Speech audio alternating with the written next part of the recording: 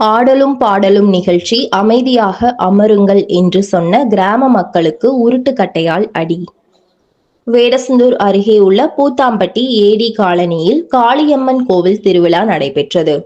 திருவிழாவை முன்னிட்டு ஆடலும் பாடலும் நிகழ்ச்சி நடைபெற்றது. நிகழ்ச்சியின் போது பக்கத்து கிராமங்களை சேர்ந்த இளைஞர்கள் மேடையின் முன்பாக நின்று ஆட்டமாடி கூச்சலிட்டு கலாட்டா செய்துள்ளனர்.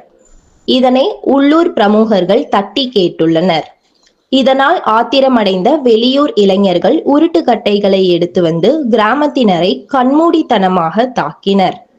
இதில் பாண்டியன் வயது 45, கருப்பணன் வயது 42, ரதீஷ்வர்மன் வயது 13, வேல்முருகன் வயது 45, லோகு வயது 23 ஆகியோர் படு காயங்களுடன் வேடசந்தூர் திண்டுக்கல் அரசு மருத்துவமனையில் சிகிச்சை பெற்று வருகின்றனர்.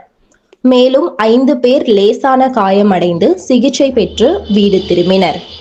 தாக்குதலில் ஈடுபட்ட நபர்கள் மீது நடவடிக்கை எடுக்க கோரி சாலை மறியல் செய்ய போவதாக கிராம மக்கள் தெரிவித்தனர். இதனையடுத்து பூத்தாம்பட்டியில் ஏராளமான போலீசார் குவிக்கப்பட்டனர். விடிய விடிய பரபரப்பான சூழ்நிலை ஏற்பட்டது.